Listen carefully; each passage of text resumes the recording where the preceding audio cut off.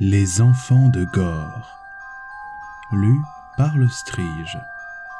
Chapitre 1. Wilfrid, fils aîné du clan Fenris, avait le cœur lourd alors qu'il avançait sur le chemin de son foyer, sous le couvert des arbres du bois sauvage. Tirant nerveusement la bride de son cheval, il ignorait s'il devait presser le pas ou rester quelques minutes encore enfermé dans le souvenir de ses aventures passées. Il prenait plaisir à voir défiler dans sa mémoire ces 5 années passées outre-mer. Tout était riant sur le continent immense, ce monde que ses semblables n'avaient, pour l'immense majorité, jamais arpenté, dont il n'avait même pas imaginé les merveilles.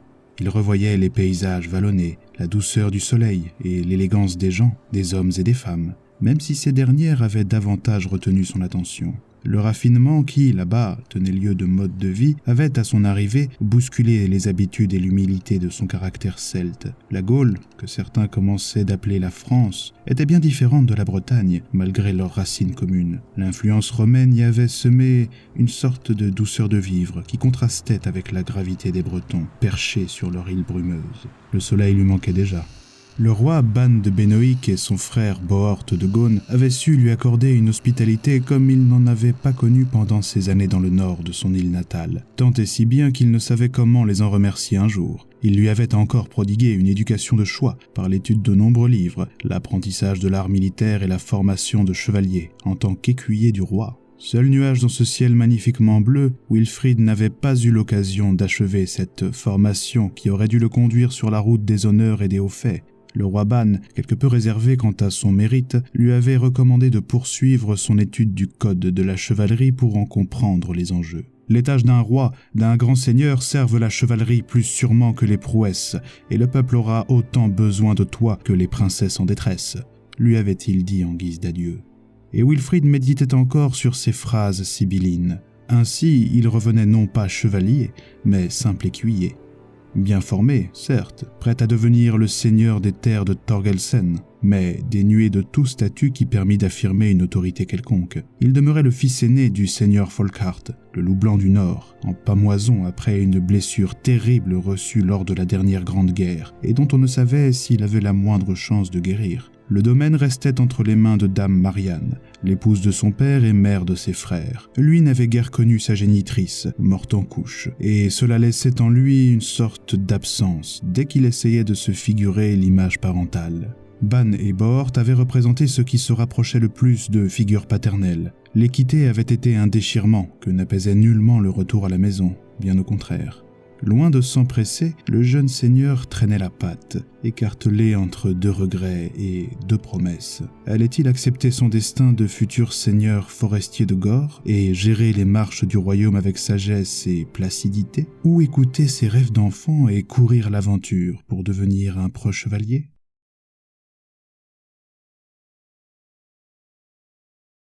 La vision de la haute tour du château le sortit de ses sombres pensées. Elle se découpait sur le fond du massif montagneux qui s'élevait derrière lui, dominé par le mont Skiddaw. L'édifice était modeste mais solidement accroché aux montagnes, ce qui lui conférait une défense naturelle remarquable. Les bruits de la forêt avaient laissé place à un silence inquiétant. Il approchait. Dans son souvenir le plus lointain, les oiseaux piaillaient toujours par milliers autour du donjon de Thorgelsen, cet édifice unique qu'on surnommait la volière. Le terme n'était pas usurpé, car son père avait, en son temps, cultivé une curieuse passion pour les volatiles, qui allait de pair avec son caractère étrange. Il avait fait installer ses quartiers tout en haut de la tour et, pour se protéger des intempéries, fait construire un curieux échafaudage en forme de dôme tendu de couverture, au sommet clos par un matériau précieux qu'on ne trouvait nulle part ailleurs en Bretagne, ni même en France, et qu'on appelait le verre. Un jour que Wilfrid avait demandé d'où provenait cette matière magique, son père s'était esclaffé avant de lui répondre qu'on se procurait ce qu'on voulait quand on était en affaire avec les pirates irlandais. Cela ne disait pas quel recoin du monde ils avaient dû écumer pour trouver un trésor si étonnant, ni le prix qu'il avait fallu acquitter pour entrer en sa possession. Cette surface faisait obstacle aux caprices de la nature, tout en permettant au maître de garder toujours ses oiseaux à portée de regard, quand cela signifiait encore quelque chose pour lui, car à moins que les choses n'eussent grandement changé, le regard de son père devait toujours être ce néant qui reflétait le vide de son esprit. Certes, Folkart Fenris était vivant, mais c'était bien tout. Il fallait reconnaître qu'il n'était plus vraiment là. Alors que le jeune homme s'approchait du village de Varghafen, il gardait le regard rivé sur la volière qui se découpait dans le ciel et où devait l'attendre, pour ainsi dire, le seigneur absent du château. Thorgelsen avait-il changé au cours de ces 5 dernières années ? Au premier abord, rien ne le laissait supposer. Il pensa à ses frères et sœurs, Gunnolf et Fanegan, les jumeaux, pourtant si différents. L'espiègle Sophia et Ralph le Benjamin. Leur mère, Dame Marianne, aurait-elle des mots tendres pour lui ?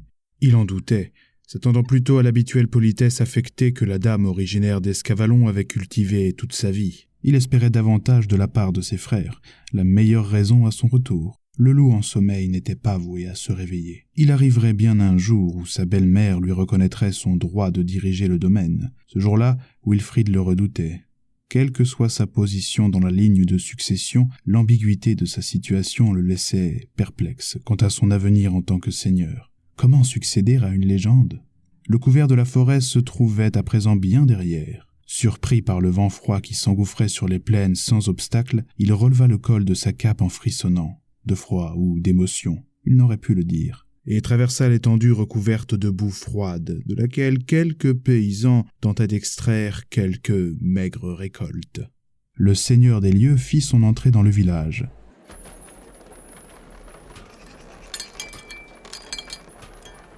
Varghafen semblait tout droit sorti de ses souvenirs, identiques et immuables. Sans doute parce qu'il ne s'y passait pas grand-chose, le plus souvent, mais aussi parce que, jusqu'à ce jour, il n'avait que rarement prêté attention à la bonne centaine de maisons qui, regroupées autour de la petite place centrale ou dispersées dans la forêt, le composaient. Encore moins à ses habitants qui, comme lui répétait son père, étaient uniquement là pour servir aux basses tâches du clan Fenris. Ceux-ci furent peu nombreux à croiser la route du jeune noble, et même si certains jetèrent des regards curieux, ils ne semblèrent pas reconnaître le cavalier. Wilfrid avait néanmoins bon espoir que les soldats de la maisonnée lui fissent meilleur accueil. Déjà le chemin s'éloignait des habitations et le menait en pente douce vers la motte castrale. Alors qu'il approchait de la porte principale grande ouverte, il entreaperçut la cour intérieure où semblaient s'affairer quelques individus encore trop loin pour qu'il les identifiât clairement.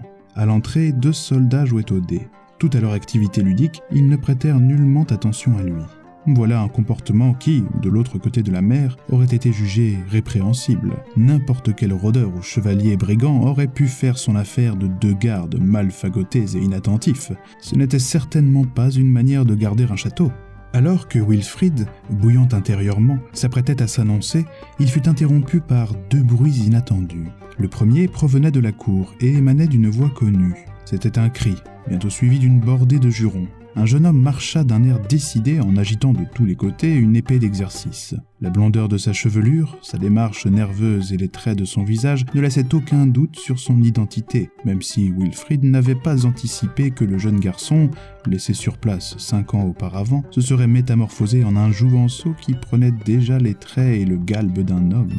Gunnolf avait bien grandi, il s'était également charpenté, ainsi qu'il convenait à son caractère qu'il avait toujours poussé vers les choses de la chevalerie, de la prouesse et de la guerre. Gunnolf, le jumeau solaire, le loup rouge, faisait une entrée en scène remarquée, caractéristique. Dans son souvenir, il s'agitait toujours en ce sens. Voilà qui amena un sourire sur le visage du jeune seigneur. Le second bruit était plus inquiétant. Un croassement retentit juste au-dessus de sa tête. Effaré, il leva les yeux pour croiser le regard d'une créature paisiblement perchée à moins de 2 mètres. Un corbeau niché sur les armoiries Fenris, l'écu de sable barré de gueules aux 3 loups d'or, paraissait narguer l'héritier de la maison. La scène aurait prêté à rire si Wilfrid n'avait noté quelque chose d'étrange. S'il avait cru que les oiseaux avaient totalement disparu aux alentours du château, il s'était lourdement trompé.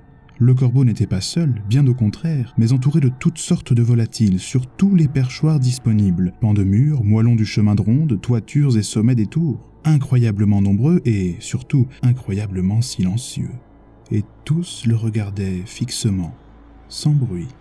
Wilfrid resta bouche bée devant ce spectacle invraisemblable.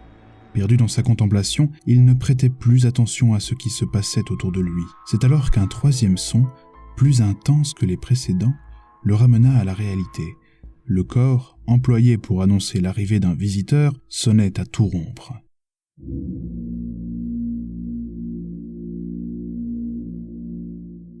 Gunnolf, un des jumeaux du clan Fenris, avait bien du mal à dissimuler sa colère. Il avait l'impression de perdre son temps depuis le début de la matinée, quand il avait accepté, de bonne grâce, d'être associé à un entraînement à la mêlée. Le jeune homme s'y préparait depuis quelques jours déjà, goûtant à l'avance non seulement les techniques qu'il pourrait apprendre, mais surtout le plaisir de se laisser aller à la furie du combat, à la virtuosité martiale et à cette étrange sensation de se balancer sur un fil entre la vie et la mort.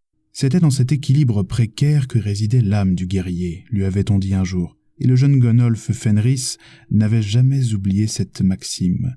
Bien au contraire, il avait toujours rêvé de la faire sienne pour la gloire de sa lignée et la fierté de ses ancêtres, ou au moins pour avoir le sentiment de vivre pleinement. Seulement cette promesse avait bien vite tourné à la déconfiture. Lui qui s'était levé de bonne grâce en pensant retrouver ses frères Ralph et Fanegan, le maître d'armes, Sir Broadas, et quelques-uns des meilleurs combattants du château pour un moment vivifiant et quelque peu ludique, s'était retrouvé seul, au milieu de la cour, face à 4 factionnaires peu éveillés.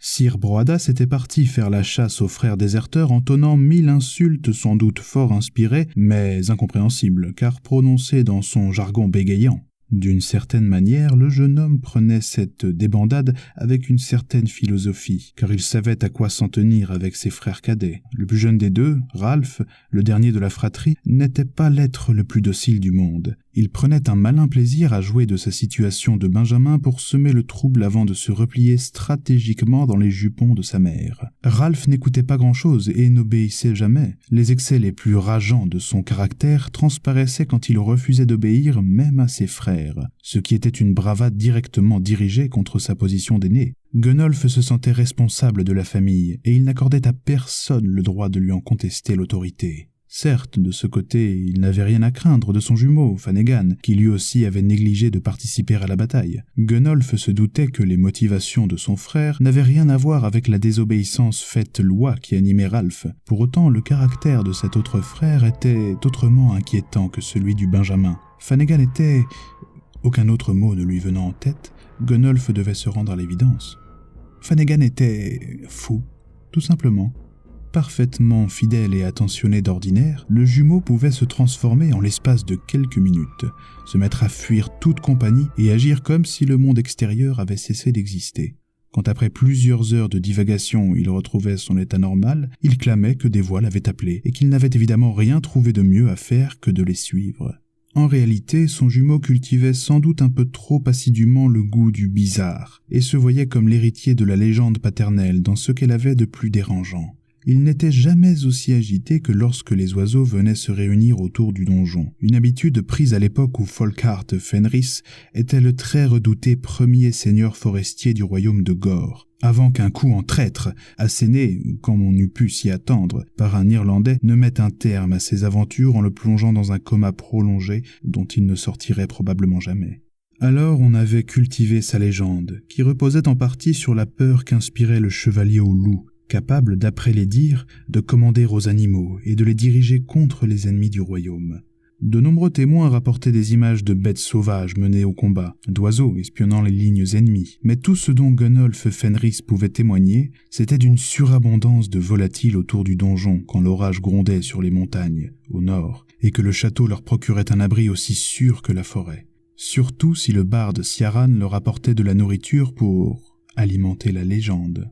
Fanegan, lui, y croyait si dur qu'il avait sombré dans un mysticisme hébété qui le rendait instable et bizarre, quand il n'était pas franchement agaçant. En cette sinistre matinée, Gunnolf regrettait ainsi l'absence de ses frères, auxquels, pour des raisons différentes, il aurait volontiers inculqué quelques douloureuses subtilités de l'art militaire. Au lieu de cela, il en avait été réduit à se défouler contre des gardes de second ordre, sortis de leurs conditions paysannes pour grossir les rangs de la levée, au cas où le château devrait faire face à une menace imprévue. La précaution était certes utile, maintenant que le seigneur loup n'était plus et que son fils aîné était parti se former en Gaule. Mais y avait-il quelque chose à en attendre de celui-là également ? Gunnolf n'avait pas goûté bien longtemps le jeu de la mêlée face à 4 adversaires aussi piteux. Alors, pour se défouler, Il leur avait administré la correction que leur derrière de cutéreux méritait, à tel point qu'il s'était un peu acharné sur ceux qui tombaient un peu trop facilement au sol. Une perte de concentration qui avait permis à un des autres soldats de lui flanquer un mauvais coup derrière la tête. Pour se venger, Gunnolf avait généreusement botté les fesses de cette espèce de crétin, mais cela n'avait fait qu'attiser sa colère. Faisant les 100 pas dans la cour, il se cherchait donc un autre exutoire quand il entendit sonner le cor. Un visiteur s'était présenté derrière la porte et semblait mener une discussion animée avec 2 autres gardes. Décidément, ceux de la porte valaient en tout point ceux de la cour. L'homme s'était annoncé et avait même dégrafé son col, sans doute pour montrer un signe qui ferait foi de son identité. La règle était bien connue, personne ne pouvait entrer sans l'accord du capitaine des gardes. En son fort intérieur, Gunnolf se demandait combien de temps ces 2 balourds prendraient pour reconnaître l'héritier de la maison. En voyant ce jouvenceau à la mise altière, Gunnolf mesura à quel point ce Wilfrid était différent de celui qui hantait ses souvenirs. Celui-ci avait troqué des traits infantiles contre un visage carré. Son corps était devenu musculeux, tout en restant élancé, et sa gestuelle révélait qu'il avait pris confiance en lui, et sans doute qu'il savait se battre. En réalité, ce qui demeurait de l'ancien Wilfrid était l'expression toujours un peu hautaine de ses yeux dorés, au demeurant parfaitement indiquée lors d'une discussion avec des gardes obtus, et sa blondeur.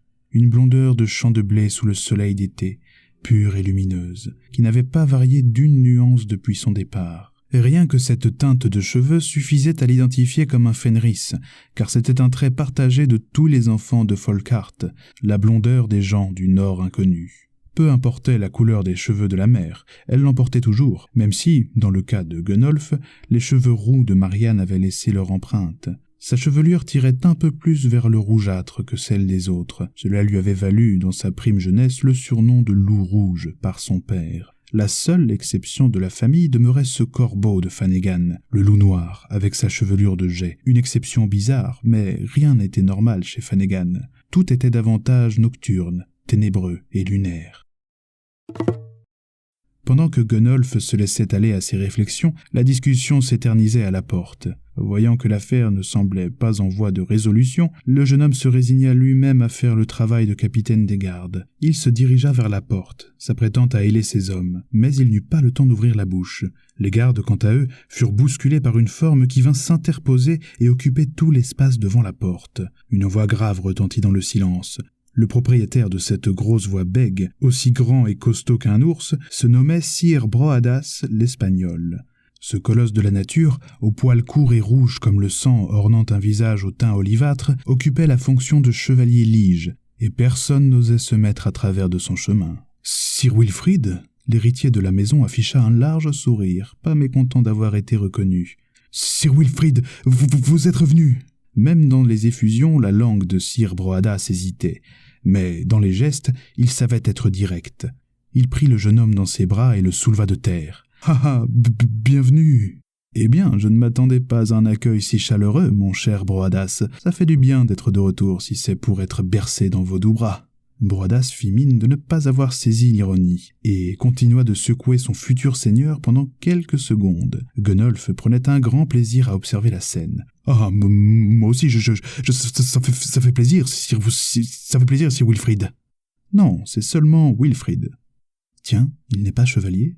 se dit le jumeau. « Voilà qui mérite d'être éclairci. » Sur le seuil de la grande tour du château qui tenait lieu de quartier d'habitation parut dame Marianne, mère des jumeaux, mais belle-mère du fils aîné. Elle descendit avec grâce les quelques marches pour accueillir son hôte. « Bienvenue à vous, mon bien-aimé Wilfrid. » Les effusions avaient le don d'énerver le jeune Gunnolf. En cela, il tenait de sa mère, qui traitait toutes les situations avec la même politesse distante. Wilfrid resta donc à quelques pas de la châtelaine, se contentant d'un semblant de révérence et d'un grand sourire. Gunnolf, se disant que son moment était venu de faire un geste d'accueil, choisit une bonne claque dans le dos de son frère. « Eh, bienvenue, mon frère !» Wilfrid eut une légère grimace de contrariété, qu'il effaça bien vite de son visage en voyant la face réjouie de son jeune frère. « Alors, mon Gunnolf, tu as bien poussé, je vois, mais tu n'as pas changé tant que cela. Ha ha, mon frère, j'espère bien avoir l'occasion de te montrer à quel point j'ai changé, dès que je pourrai t'avoir pour un petit entraînement à l'épée. » Excellente suggestion, en effet.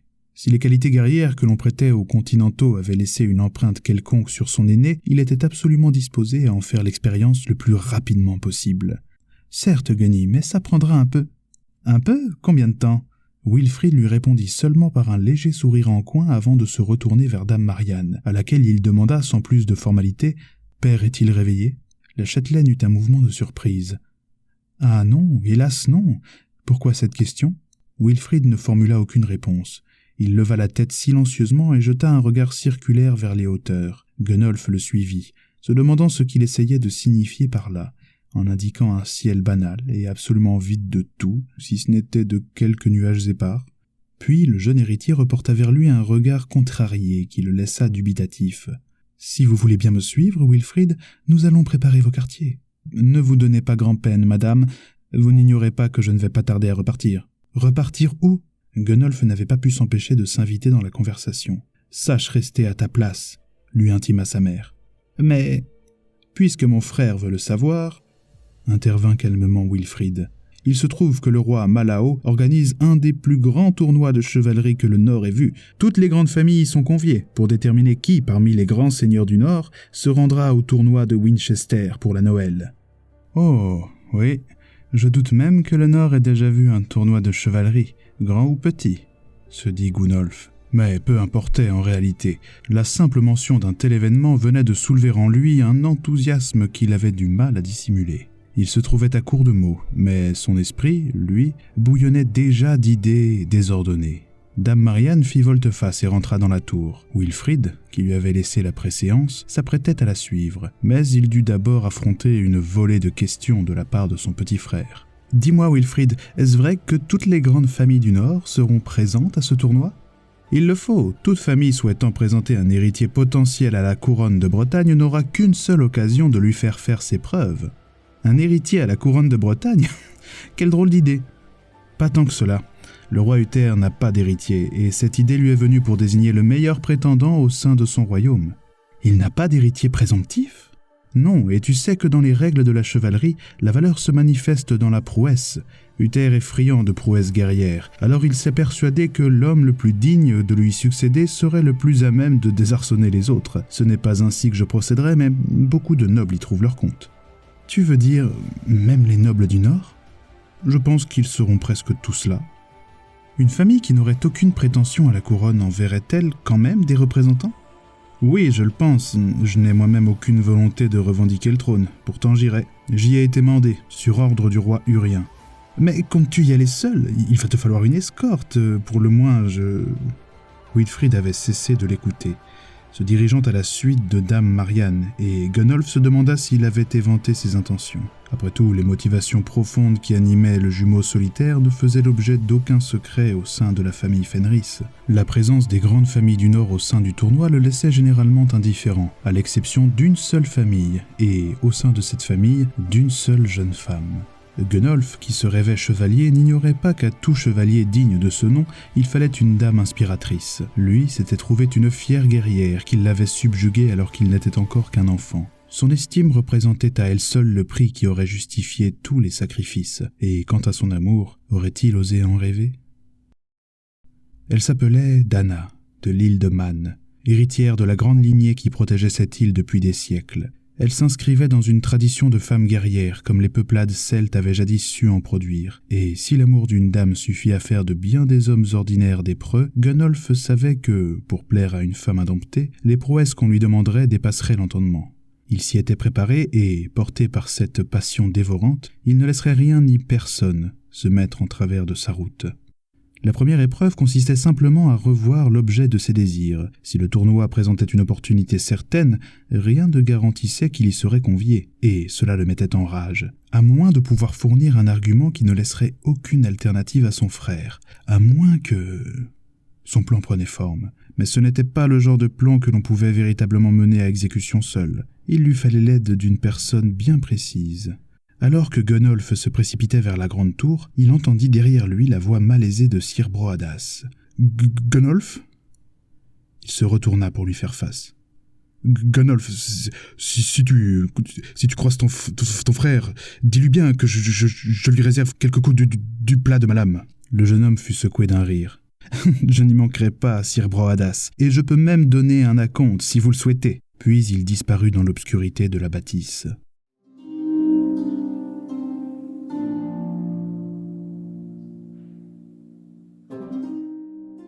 Fanegan, l'autre jumeau du clan Fenris, était en prière. Son esprit n'était pas aux sirènes de la guerre et encore moins aux occupations triviales de la cour intérieure. En d'autres temps, il aurait certainement goûté les affaires propres aux héritiers d'une maison noble, le maniement des armes, la chevauchée, les joutes. Il avait bien retenu les leçons de Sir Broadas et avait de beaux restes en matière guerrière.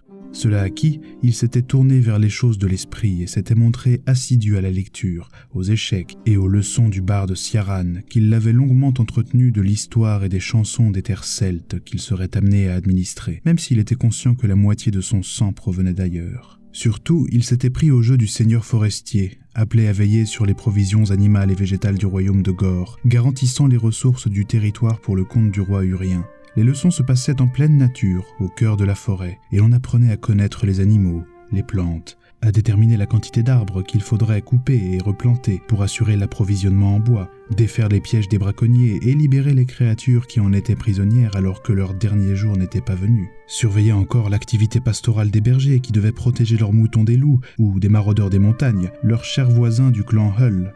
Il avait été une époque heureuse, où Fanegan échappait tous les jours à l'air confiné du castel Thorgelsen et à la présence obsédante de son cadavre de père, où, exprimant dans une méfiance toujours renouvelée envers les hommes et leurs mensonges, il s'était senti en accord avec cet univers et les êtres animés, quoique non doués de parole, qui le peuplaient.